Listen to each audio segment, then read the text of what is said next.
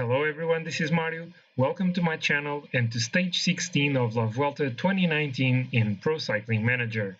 And so to open the third week of the race with stage 16, the riders are back in the mountains with one of the, in my opinion, most deciding stages for the final GC. We have 5 categorized climbs today spread along 155.1 kilometers that will take the riders from Pravia to Alto de la Cubilla. The first 2 climbs of the day will be small hills, both category 3. Then the riders will face 2 category 1 climbs. The first one 11 kilometers long at a 6.8% average, but with max of over 15%. Then the second one is a 7.7 kilometer long climb, pretty regular, with an average of 9%. And then the stage will end in a summit finish with a 22 kilometer long climb. It's really huge, at a relatively low average of 5.4%, with a max of about 10. But yeah, this climb is not your typical La Vuelta climb. It's more often seen in the Tour de France, but it's surely not going to be easy for the riders.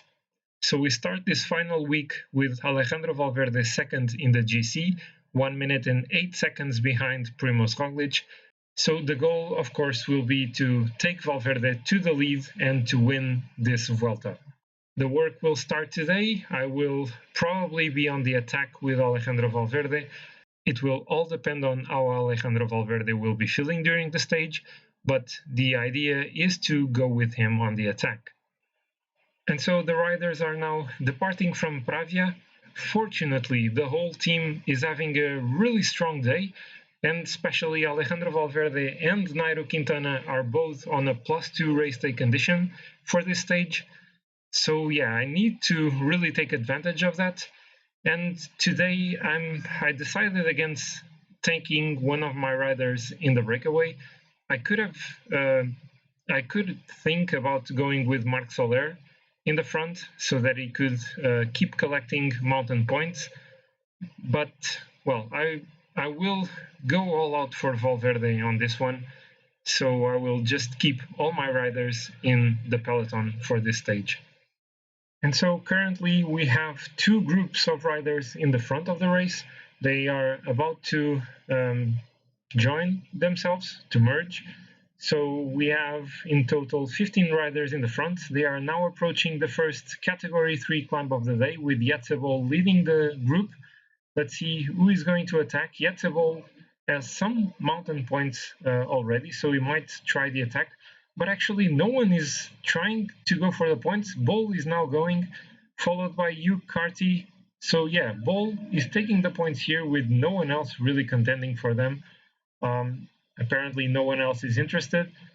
The current leader of the mountain classification, Omar Fraile, is in the peloton. And I think that Mikel Nieve, the second rider in this classification, is also in the peloton. The same with Marc Soler and Valverde, who are 3rd and 4th in this classification. And so, as I said before, today we have 15 riders in the breakaway group. They are currently almost 6 minutes ahead of the peloton. And in this group we have Jetsebol, Tao Geoghenaert, Esteban Chaves, Gianluca Brambilla, Barcelo, Dani Navarro, Gebrek Xavier, Luis Angel Mate, also Marc Padun, Hugh Carty. Did I miss someone of the other riders? No. Who else is here? Gregor Mulberger, who already won a stage.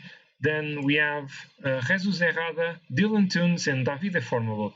So quite a few interesting riders in this group here. Let's see if they can try to challenge for the stage. It's a really hard stage, but already with 6 minutes over the peloton, they are building a really interesting gap.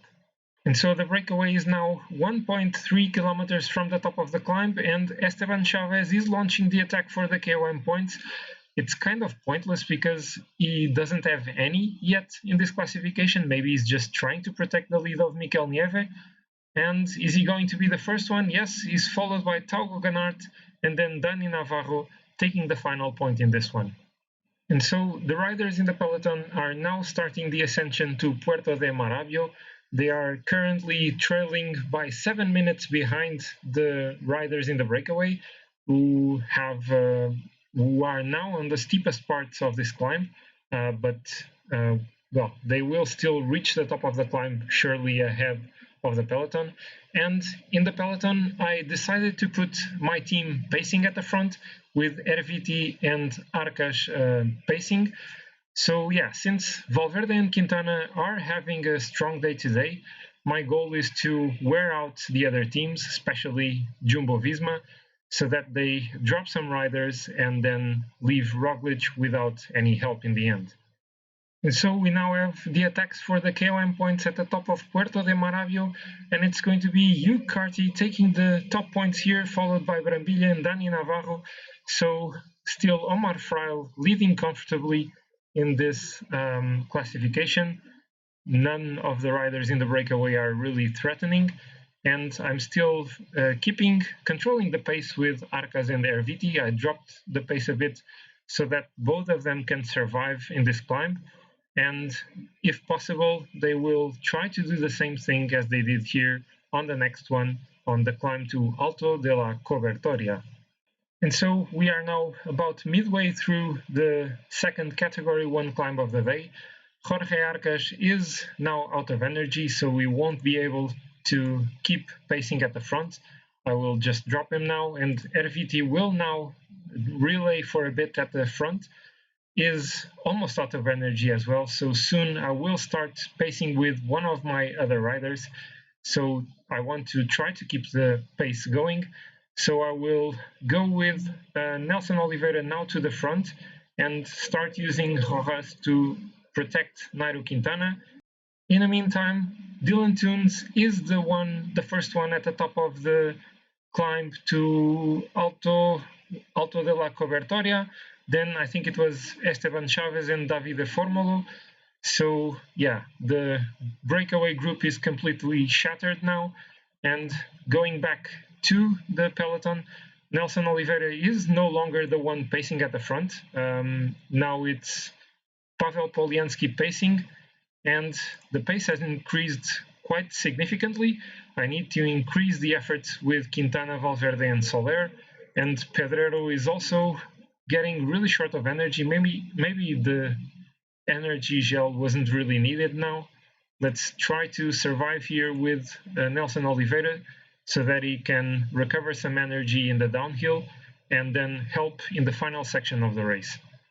And so now in the peloton, we are almost beginning the climb to Alto de la Cubilla, the final climb of the day.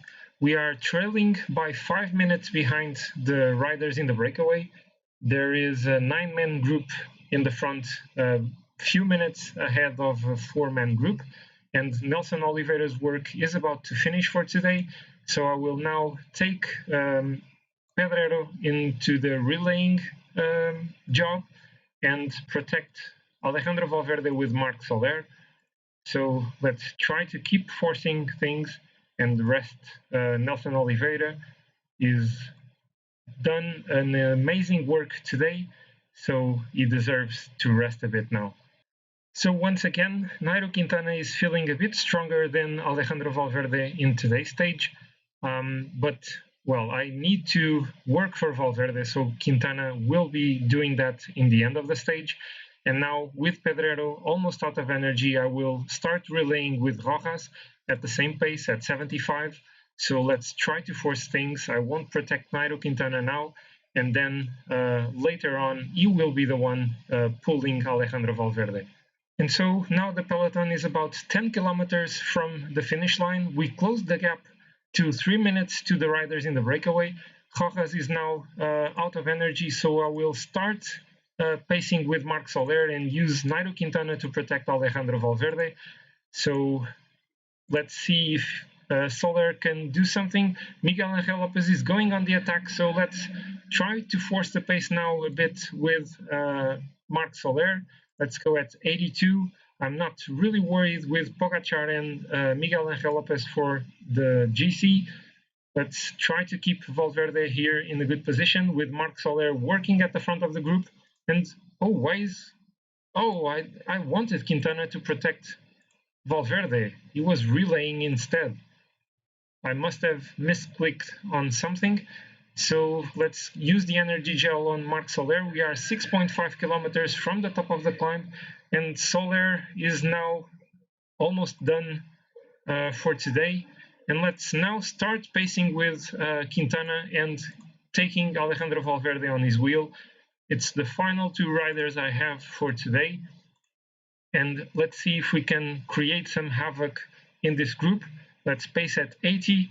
We are a bit far behind the riders in the front. In the meantime, I think Miguel Angel Lopez and Pogacar were caught. Yeah, Lopez is here. I don't see, yeah, Pogacar is here being protected by Fabio Aru. So 3.5 kilometers to go. Let's increase the pace a bit with Quintana now. Let's go at 80 and use the energy gel on him. The final few meters of the stage won't be as hard. It's kind of a flatter section.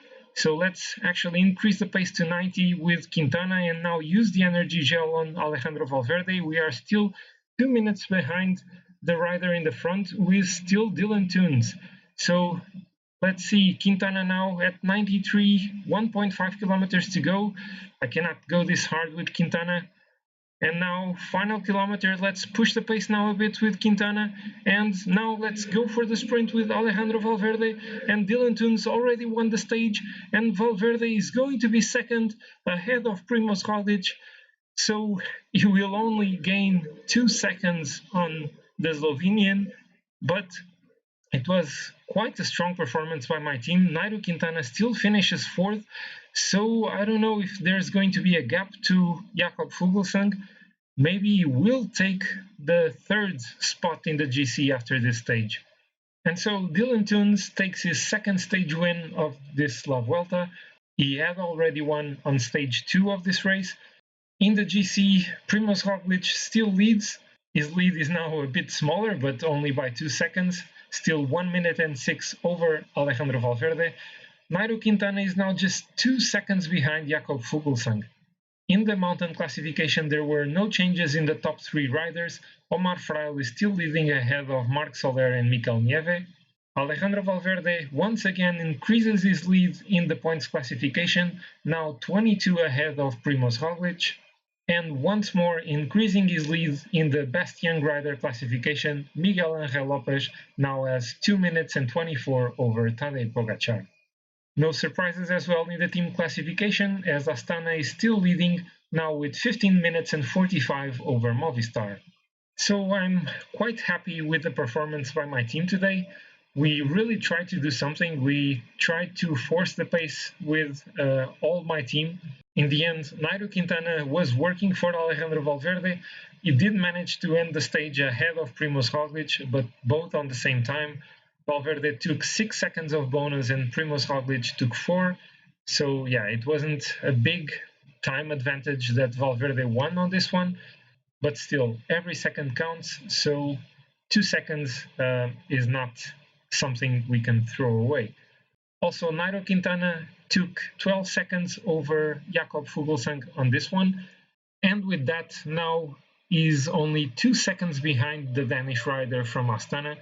Also, Valverde is now 1 minute and 6 behind Primoz Roglic. It's basically the same as before, but he did manage to shorten the gap slightly. So now, looking at the next stage, it's definitely going to be one for the sprinters. It's over 200 kilometers long, so it's not ideal as a semi-rest day, but still I will try to save some energy with Alejandro Valverde and Nairo Quintana mainly. That said, I will of course sprint with Alejandro Valverde to try to get a few more points for the point classification. So I hope you guys have enjoyed this one. It was indeed really fun to ride. I really enjoyed this stage. I really like to be the one pacing in mountain stages, and the other teams really allowed me to do that. Having Valverde and Quintana in strong days also helps me to do that. So yeah, I really hope you guys have enjoyed it. If you have, please click the like button. Also, please comment below and tell me what you think I could have done better on this one. Also, if you're new to my channel, I would really like if you checked some of my other videos, and if you enjoy them, please consider subscribing to the channel. I will really appreciate the support, and I hope to see you all next time for stage 17 of La Vuelta 2019 in Pro Cycling Manager. Bye!